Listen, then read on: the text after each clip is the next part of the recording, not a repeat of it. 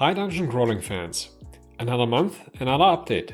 There has been a lot of progress during the last few weeks, especially in terms of performance. As such, this update will be a little more technical and I hope you don't mind. I think it's worth documenting a few of these things and letting you get an impression of what the current workload looks like. Basically, I decided to pull some tasks from the polishing phase into beta update 4. Next time, we will get back to level design, game systems and similar. So let's take a look at it. The current problem with performance could be described as the legacy of prototyping. It's not uncommon in this phase of development. Basically, I'm trying to bring the environments into their final shape while cleaning up unnecessary and inefficient structures. The main focus here is on draw calls and light map memory. For draw calls, you need to understand that for every frame that's shown on your screen, every visible element has to be drawn by the engine, or rather your hardware. More precisely, what is drawn is a so-called material. A material is simply a surface consisting of different texture maps and shader functions. So for example, if there is a mesh, a 3D object with both a rocky and a metallic surface, split into two materials, that's one object with two draw calls. For light maps, you need to understand that a lot of lighting is basically baked into the environment. The result of this process is called a light map that stores the lighting information that is applied to the static surfaces. The more statically lit surfaces you have in a level, the bigger that light map becomes. And the bigger that light map becomes, the more memory the level eats, the longer it needs to load, and so on. So much for the basics. There are a few little oddities here and there, but I'll skip those for the sake of simplicity. So why are light maps and draw calls an issue? If you have read some of my older project updates, you know that Monomyth's level design is very strongly driven by modular pieces. This is nothing exactly novel. If you have ever opened Bethesda's creation kit, you're probably familiar with this technique. Basically, every part of a dungeon, like a wall, a door, a corner, and so on, is like a small building block you put together on a grid system. Which is also very intuitive if you plan your levels on graph paper or in software that allows a similar approach. So Monomyth basically does the same thing. However, most building blocks are themselves constructed from smaller building blocks and unified in a so-called blueprint object, which in this case is simply a collection of different static meshes. So far so good. However, those minor building blocks all require an individual series of draw calls. And here the problems start. Now if you, let's say, construct a hallway. You take a simple plane for the floor, the ceiling and two walls, which are actually separate walls, but I'll come back to that later. So those are four different minor building blocks unified in a blueprint object. This has the advantage that you can very easily create a lot of different modular parts by reusing all kinds of building blocks.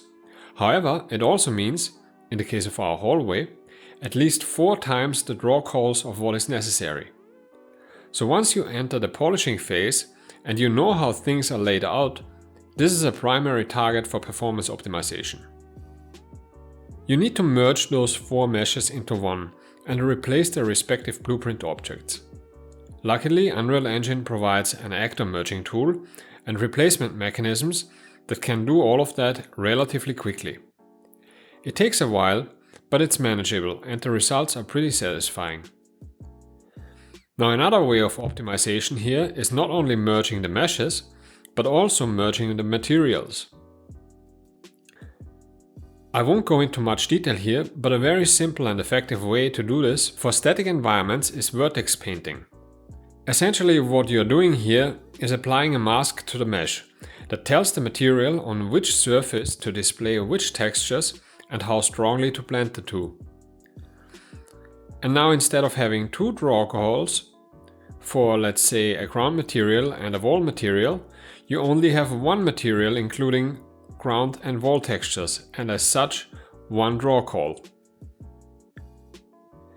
You can expand on this technique by using RGB and alpha channels for vertex painting as well, giving you access to 4 different surfaces in a single material. So optimizing your materials and meshes in this way is like a gold mine in terms of draw call improvements. Now the other problem, the light map sizes, can largely be solved hand in hand with the aforementioned problem. I mentioned separator walls before.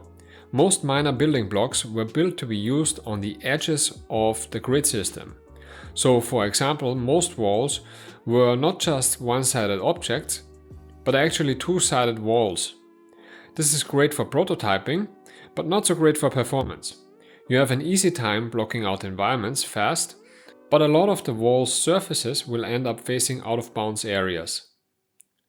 That's a waste of light map space. So not only would I replace multiple meshes with singular merged meshes, but I would also, wherever possible, remove these two-sided walls. Depending on the level, this brings down the light map size significantly. So far I've done this whole optimization procedure for the Heartlands, and the results are showing.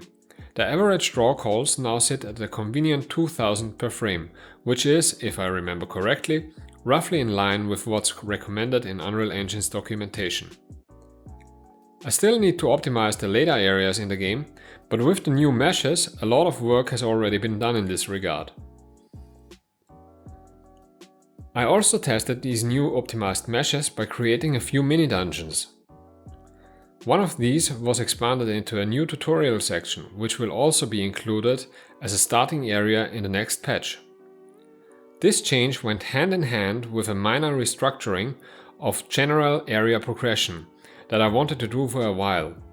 The demo area, was moved to a later point in the game. Besides these changes in level design and performance, I also made sure that most of the character voices are done by now. One thing that should maybe be highlighted here are the Wastelander voices. These guys now have their own language, including a legitimate vocabulary, which can be, if you're attentive enough, translated throughout the game. Some new music is also in the works and should be done before the next patch. Originally, I thought that Beta Update 4 would be a little smaller, since it's technically just the main hub and the main quest. But I think that preponing some performance polishing tasks was a good idea, because it makes the beta tester's job easier as well. Otherwise, I would have started this process directly after Beta Update 4, so practically no harm done time-wise. Performance polishing should actually happen continuously, so the sooner and more often the better. Anyway, I'll go back to finalizing this patch now. It shouldn't take long anymore. Out of all patches, I'm probably the most excited about this one so far, because the full experience is now coming together really well, and certain new elements like the voices and combat music really help immersing yourself in the setting. So I'll keep you updated and see you soon!